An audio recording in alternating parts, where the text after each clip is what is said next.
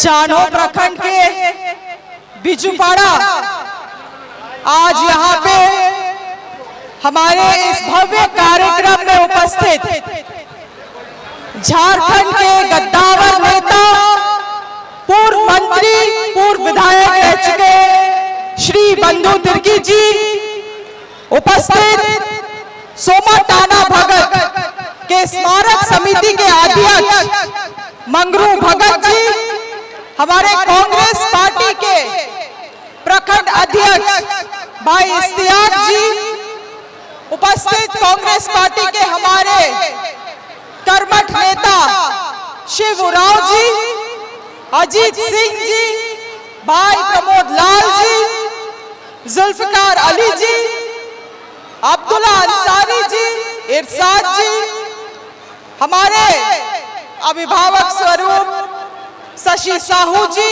दिलीप सिंह जी, शिव उरांव जी मुखिया, भाई मन्ना जी, मंगल उरांव जी, बहन प्रियंका जी, बहन बबीता जी, सुकरमणि जी, बहन ब्रेसमणि जी, चरवा उरांव जी, झमको मुखिया जी, जोसेफीन जी, उपस्थित मंच में तमाम जितने भी हमारे सम्मानित अतिथिगण हैं और सोमा टाना भगत के जितने भी यहाँ वंशज जिनको सम्मानित किया गया है सभी लोग, और विशेष रूप से आज इस भारी बारिश में भी डट के खड़े हमारे सभी भाई बहन, बड़े बुजुर्ग सभी को हमारे तरफ से जोहार है।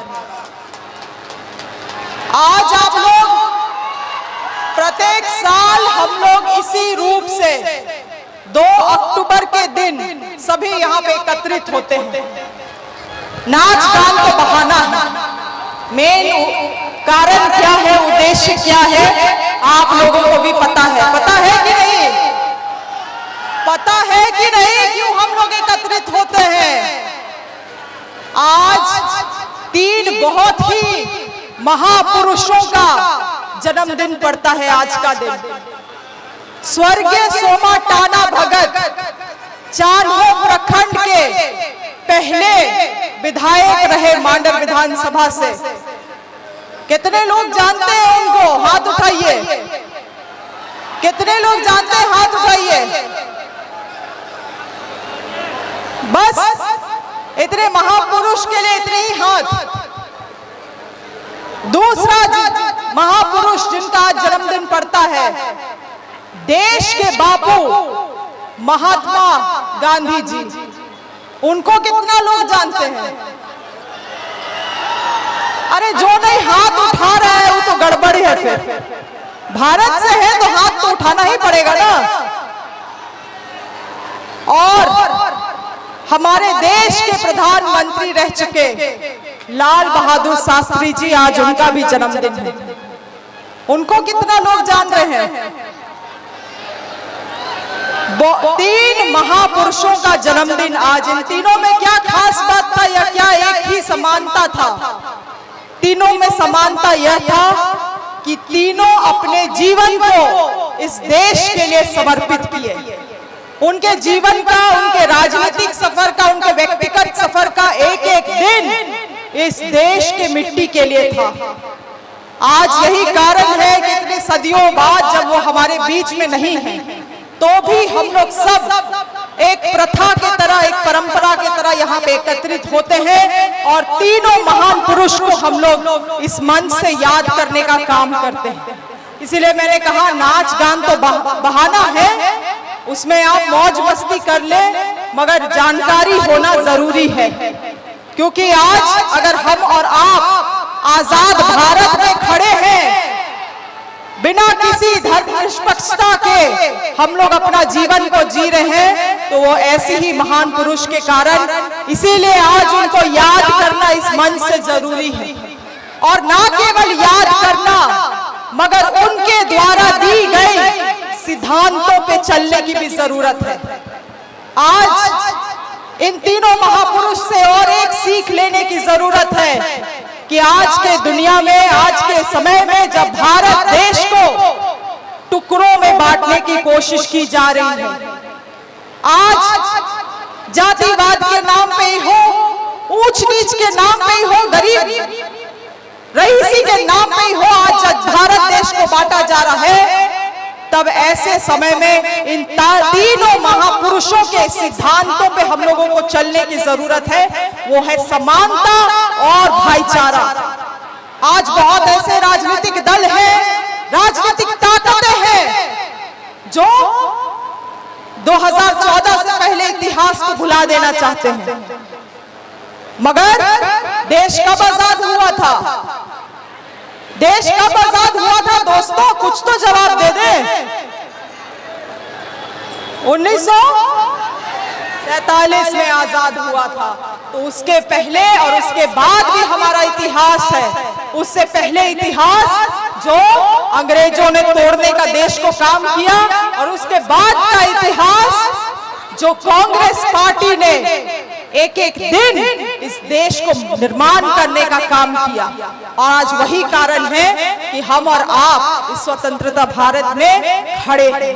तो इतिहास को भूलना आसान है, मगर हम इतिहास को भूलने नहीं देंगे। लोगों को बार बार उन्हें याद दिलाएंगे, बार बार उन्हें याद दिलाएंगे कि हमारे महापुरुषों ने क्या जिया, क्या बलिदान किया। और आज यही कारण है कि इस मंच से हम लोग सब कांग्रेस पार्टी के जितने भी हम लोग सम्मानित नेतागण हैं, आज एकता में आके हम लोग यहाँ पे खड़े हुए हैं। आज आप लोग नाच गान कर रहे हैं, आज हम लोग तीन महापुरुषों को याद कर रहे हैं, सभी यहाँ पे एकजुटता दिखा रहे हैं। ये एकजुटता आने वाले समय में भी बनाए रखिए, क्योंकि एक बात हमेशा याद रखिएगा, मंच में बहुत सारे नेता आते हैं और भड़काऊ भाषण समाज को भड़का के चले जाते हैं। मगर समाज में अगर दरार आ गया, समाज में अगर दरार आ गया तो हम और आप रहे न रहे, वो दरार समाज में जीवन भर रहेगा, पीढ़ी दर पीढ़ी रहेगा। इसीलिए जरूरत है कि वैसे नेताओं को मंच दिया ही ना जाए। वैसे नेता जो समाज को तोड़ने का काम करते हैं, भाषण देते हैं, तो उनका माइक को ऑफ कर देना चाहिए। ऐसा नेता जो समाज को जातिवाद में तोड़ने का काम करते हैं, हिंदू मुसलमान ये वो, ये जाति वो जाति, उच्च जाति बड़ा जाति छोटा जाति करने का काम करते हैं, वैसा लोगों को मंच में बोलने का अवसर ही नहीं दिया जाना चाहिए। क्योंकि नेता का मनोबल कहां से आता है? जनता से आता है। फालतू बात करेगा नेता, फालतू बात करेगा नेता, उसका बात सुनते हैं लोग, तो समाज वैसे में टूटता है। इसीलिए तोड़ने का काम ना करे, जोड़ने का काम करे। जिस तरह से श्री राहुल गांधी जी लगभग 3500 किलोमीटर से भी ज्यादा पूरा कन्याकुमारी से लेकर कश्मीर तक चले, कितने लोगों को मालूम है? 6 महीने में ये सफर को पूरा किए, कितने लोगों को मालूम है? क्यों किए वो? मोहब्बत का दुकान इस नफरत के बाजार में खोलने के लिए, मोहब्बत का दुकान। मगर ये भी नहीं भूलना चाहिए कि देश में सबसे पहले मोहब्बत का दुकान कौन खोला था? कौन खोला था? आज उनका जन्मदिन भी है, महात्मा गांधी जी। सबसे पहला मोहब्बत का दुकान इस नफरत के बाजार में अगर उन्होंने खोला था तो महात्मा गांधी जी, और उन्हीं के पद चिन्हों में चलने का काम किए सोमाटाना भगत जैसे लोग, लाल बहादुर शास्त्री जैसे लोग। और आज यही कारण है कि वही उन्हीं को आज हम लोग इस मंच से याद कर रहे हैं। दोस्तों, आज आप लोगों को मालूम होगा कि ये झारखंड राज्य 5वीं अनुसूची राज्य है। आप लोगों को मालूम है कि नहीं? मालूम है कि नहीं? अपने राज्य के बारे में पूरी जानकारी होनी चाहिए आपको। 5वीं अनुसूची राज्य है, और 5वीं अनुसूची राज्य में पेशा कानून लागू करना है। पिछले समय से जिन लोगों ने इस राज्य में शासन किया, कभी भी पेशा कानून का नियमावली नहीं दिया। और आज हेमंत सोरेन सरकार, हमारी सरकार ने पेशा कानून लागू करने का दावा कर दिया है। बहुत जल्द ये नियम लागू होने वाला है, और जब ये नियम लागू होगा तो आप एक एक कान खोल के सुन लीजिए। ग्राम सभा को, चाहे बालू हो, चाहे गिट्टी हो, चाहे मिट्टी हो, या कोई भी संसाधन हो, सारा का जिम्मेदारी ग्राम सभा का होगा। ग्राम सभा निर्णय लेगा कि किसको बालू बेचेगा, वो किसको बालू नहीं बेचेगा, ग्राम सभा निर्णय लेगा। एक एक पैसा आएगा वो ग्राम सभा के कोष में जाएगा, मगर उसके लिए ग्राम सभा में भी जाना पड़ेगा जनता को। अगर ग्राम प्रधान के चार दीवारी के एक कमरे में अगर ग्राम सभा बैठाया जाएगा तो क्या वो ग्राम सभा कहलाएगा? उसके लिए जनता को ग्राम सभा में बैठना पड़ेगा और ये नहीं पूछना पड़ेगा कि हमको इससे क्या मिलेगा। आपको अपना धरोहर बचाने के लिए कुछ नहीं मिलेगा, आपको पैसा नहीं मिलेगा, मगर वो आपका जिम्मेदारी है। ग्राम सभा को सशक्त करना आपकी जिम्मेदारी है। आज क्योंकि ग्राम सभा नहीं होता है, आप ग्राम सभा में अपना भागीदारी नहीं देते हैं, जिसके कारण क्या होता है, मन मर्जी योजना ग्राम प्रधान चढ़ा देता है। मन मर्जी योजना चलता है, जो काम होना है वो नहीं होना है, जिस काम से ठेकेदारी हो रहा है वही काम हो जाता है। होता है कि नहीं? तो इसीलिए बदलाव का संकल्प केवल एक व्यक्ति ले, केवल एक विधायक ले, उससे नहीं होगा। बदलाव का संकल्प लेना है तो हर एक जनता के एक एक व्यक्ति को ग्राम सभा में अपना भागीदारी देना पड़ेगा, और विशेष रूप से महिलाओं को, क्योंकि इस नियम में, पेशा कानून के नियम में सरकार ने इसको साफ कह दिया है कि जब तक 50% वहां पे भागीदारी महिलाओं की नहीं रहेगी तो ग्राम सभा का मान्यता नहीं दर्ज कराया जाएगा। इसलिए महिलाओं को भी मैं कहना चाहती हूँ कि आप अपना भागीदारी पूरे रूप से ग्राम सभा में देने का काम करें, और यही पेशा कानून को मजबूती से लागू करवाने के लिए और जल्द लागू करवाने के लिए हमारा कांग्रेस पार्टी 6 तारीख को रांची में मोराबादी मैदान से लेके भगवान बिरसा मुंडा के स्मारक स्थल तक हम लोग पैदल मार्च करने वाले हैं। सरकार को आईना दिखाने का काम करेंगे कि 23 साल में अगर ये कानून लागू नहीं हुआ तो अब जरूरत है कि हेमंत सरकार के समय में, हमारे सरकार के समय में इसको तुरंत लागू किया जाए। और अगर आप भी, क्योंकि देखिए सशक्त होना बहुत जरूरी है, डीजे बजता है तुरंत भीड़ आ जाता है, मगर ये भी जानना जरूरी है जब जब आपको बुलावा आता है अपने समाज के लिए तो आपको अपने समाज के लिए भी आगे आना चाहिए। इसीलिए 6 तारीख को मैं यहाँ से सभी को आह्वान कर रही हूँ कि जिन्हें लगता है कि 5वीं अनुसूचित राज्य के लिए आप लोगों को अपनी भागीदारी देनी चाहिए, तो 6 तारीख को मोराबादी में पहुंचिए और वहां से हम लोग पैदल मार्च करके जाएंगे बिरसा मुंडा, भगवान बिरसा मुंडा का स्मारक स्थल कोकर तक, और वहां पे उनको हम लोग माल्यार्पण करेंगे और हम लोग झारखंड सरकार से ये मांग करेंगे कि तुरंत इस पेशा कानून को लागू किया जाए। आज यहाँ पे बहुत सारे ऐसे लोग आए हैं जिन्हें कई सारी योजनाएं नहीं मिल रही हैं। आप लोगों से मेरा दरखास्त है कि लगातार क्षेत्र में रह के हम लोग बहुत सारे काम को अंजाम देने का काम कर रहे हैं। चाहे मांडर प्रखंड में मांडर कॉलेज को हम लोगों ने, मेरे जीतने के बाद मैंने झारखंड सरकार से बोला कि वो कॉलेज इतना पुराना कॉलेज है, आज वहाँ पे इतने सारे बच्चे पढ़ने जाते हैं, चाहे आपके खलारी से आते हो, चाहे मखलूसकीगंज से हो, चाहे चान्हो के हो, बेड़ों के इतने सारे बच्चे उस कॉलेज में जाते हैं। उस कॉलेज में हम लोगों को और वहाँ पे और बिल्डिंग देने की जरूरत है और भवन देने की जरूरत है। माननीय मुख्यमंत्री ने हमारे आवाज को सुना और मांडर की जनता को अपना प्रेम दिखाते हुए 13 करोड़ रुपया वहां देने का काम किया है, और आज यही कारण है कि वहां पे वो बिल्डिंग भवन फिर से पूरे मजबूती से वहां पे उसका संरचना रचा जा रहा है। आज यहाँ पे कितने सारे हैं जो मांडर कॉलेज जाते हैं, हाथ उठाइए। मैं कितने सारे हैं मांडर कॉलेज जाते हैं, हाथ उठाइए। मैं विश्वास करती हूँ कि रास्ता, नल्ली, पुल ये बनता रहेगा, मगर सबसे बड़ा अगर विकास हम लोगों को चाहिए तो वो शिक्षा के रूप में होना चाहिए, और शुरुआत हम लोगों ने मांडर कॉलेज से किया है दोस्तों। इसी रूप से हम लोगों ने बेड़ो कॉलेज को भी 10 करोड़ रुपया दिलाने का काम किया। पिछले 40 साल से वहां पे भवन जर्जर पड़ा हुआ था। लगातार हम लोग प्रयासरत है इस क्षेत्र में विकास लाने के लिए, और विकास का जो आधारशील होता है वो धीरे धीरे चलता है। अगर आपको किसी भी योजना पाने में दिक्कत हो रही है तो आप डायरेक्ट आके हमसे मिले और अपना काम कराने का पूरा अपना जिम्मेदारी उस चीज को निभाए। साथ ही साथ हम आवास के बारे में भी बतलाना चाहते हैं। प्रधानमंत्री आवास बहुत लोगों को यहाँ नहीं मिला है, हमको मालूम है।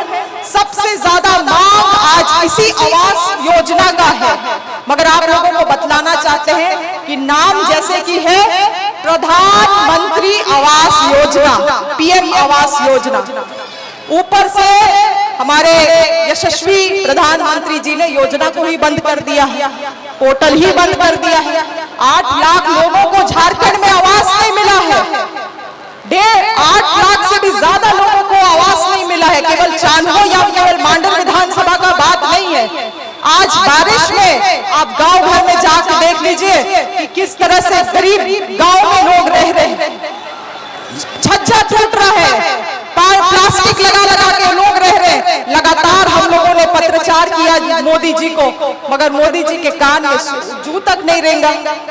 इसीलिए हेमंत सोरेन जी ने अपने मन से भी घोषणा किया है कि अगर केंद्र सरकार नहीं देगा आवास तो झारखंड सरकार अब वो आवास देने का काम करेगी। और इस योजना में सरकार काम भी कर रही है। जैसे ही ये योजना अगर लागू होता है तो आप लोगों को ये आवास की योजना हम लोग दिलाने का काम करेंगे। और इस बार इसमें कोई दलाली नहीं चलने देंगे। ग्राम सभा चयनित करेगा किसको आवास मिलना चाहिए और किसको नहीं मिलना चाहिए। ग्राम सभा चयनित करेगा कि नहीं ग्राम सभा? उसके लिए क्या करना पड़ेगा? ग्राम सभा में अपना भागीदारी देना होगा। आखिरी बात दोस्तों, आखिरी बात गौर से सुनिएगा। आज अगर मैं महिला होके यहाँ पे हूँ, बहुत लोग कहते हैं कि अपने पिताजी के वजह से, मगर मैं मानती हूँ कि मैं शिक्षित हूँ, इसीलिए मैं आज यहाँ पे हूँ। इसीलिए अपने बाल बच्चा को जरूर से पढ़ाए, शिक्षा देने का काम करें। भले ही आप कम खाए, कम पहने, कम में रहे, मगर अपने बाल बच्चा को पूरे रूप से शिक्षा देने का काम करें। और आज मेरे पिताजी ने भी मेरे लिए वही काम किया। अपने किसी भी परिस्थिति में रहे, हमेशा वो विधायक नहीं थे, आप लोगों को भी मालूम है, बहुत गरीब परिवार से आते थे, मगर जनता की सेवा में अपने आप को हमेशा समर्पित किए। परिस्थिति खराब भी रहा, मगर हमको शिक्षा देने का काम किए। और आज शिक्षा की वजह से हम आज आप लोगों के बीच में है। विधानसभा से लेकर सड़क तक आपका लड़ाई लड़ने सक रहे हैं, ये शिक्षा से मुमकिन हुआ है। इसलिए अपने बाल बच्चों को पढ़ाने का काम करें। कम खाए, कम पहने, कम में रहे, मगर अपने बच्चों को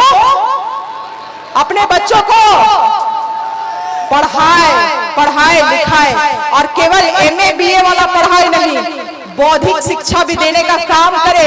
सही क्या है, गलत क्या है, ये भी बतलाने का काम करे, ताकि जो आजकल हम लोग समाचार में लगातार देखते हैं गलत चीजें जो हो रही हैं, उसमें भी हम लोग को नियंत्रण पाने की जरूरत है।